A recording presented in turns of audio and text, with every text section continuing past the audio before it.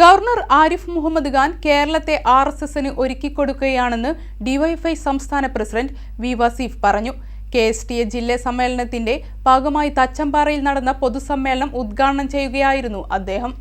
സർവകലാശാലയിലെ സെനറ്റുകളിലേക്ക് ആളുകളെ നോമിനേറ്റ് ചെയ്യുകയാണ്. ചാൻസലർ പദവി ഗവർണർ ദുരുപയോഗം ചെയ്യുന്നു.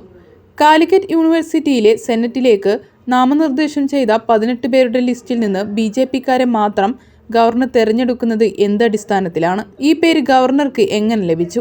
ഗവർണർ ഇങ്ങനെ ചെയ്യുമ്പോൾ ആർഎസ്എസിന് കേരളത്തെ ഒരുക്കിക്കൊടുക്കാനാണെന്ന് തങ്ങൾക്ക് ബോധ്യമുണ്ട്. UDFും അത് തിരിച്ചറിയുമെന്നാണ് കരുതിയത്. ആർഎസ്എസ് എഴുതി കൊടുക്കുന്നതാണ് ഗവർണർ പറയുന്നതെന്ന് ഏത് കൊച്ചുകുട്ടിക്കും അറിയാമെന്നും വസീഫ് പറഞ്ഞു. ഈ ഗവർണർ ഈ കേരളത്തെ ആർഎസ്എസിന് ഒരുക്കിക്കൊടുക്കാനുള്ള പരിശ്രമമല്ലേ നടത്തുന്നത്? ഞാൻ കേരളത്തിലെ ധനമന്ത്രിക്ക് മുകളിലുള്ള വിശ്വാസം പിൻവലിച്ചിരിക്കുന്നില്ലേ? ചെങ്ങായി പറഞ്ഞതാണ്. അവസാനം എന്തായി? നമ്മുടെ നാട്ടിൽ റോട്ടിലൊക്കെ ഉണ്ടാവും ആളുകൾ, അങ്ങോട്ട് പോകരുത് ഇങ്ങോട്ട്, ചിലപ്പോൾ ചെറിയ സുഖമില്ലാത്ത അയാളെ പോലെ പെരുമാറുക അയാൾ. ഇപ്പൊ ഇതാ സർവകലാശാലയിലെ സെനറ്റുകളിലേക്ക് ആളുകളെ അങ്ങ് നോമിനേറ്റ് ചെയ്യുക,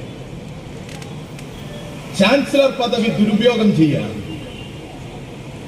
ഈ ചാൻസലർ 18 പേരെ കാലിക്കറ്റ് സർവകലാശാലയിലേക്ക് നിർദ്ദേശിച്ചു.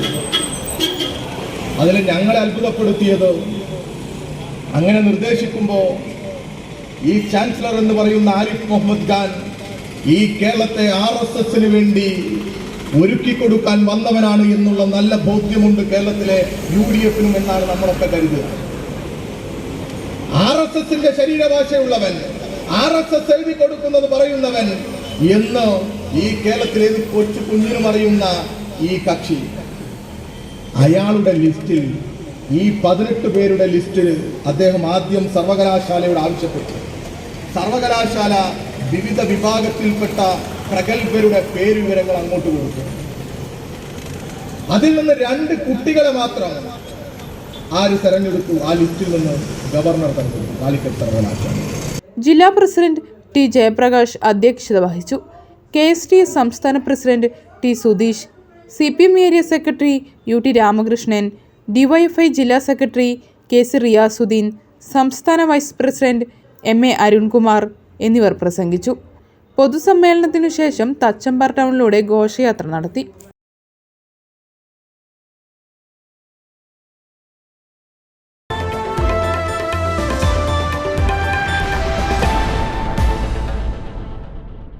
നിങ്ങളുടെ സ്വപ്നങ്ങൾക്ക് വിശ്വാസത്തിന്റെ കയ്യൊപ്പ്. സുതാര്യവും ലളിതവുമായ ഇടപാടുകളിലൂടെ സാധാരണക്കാർക്ക് ആശ്വാസവും ആശ്രയവുമായി urban Grameen society gold loan.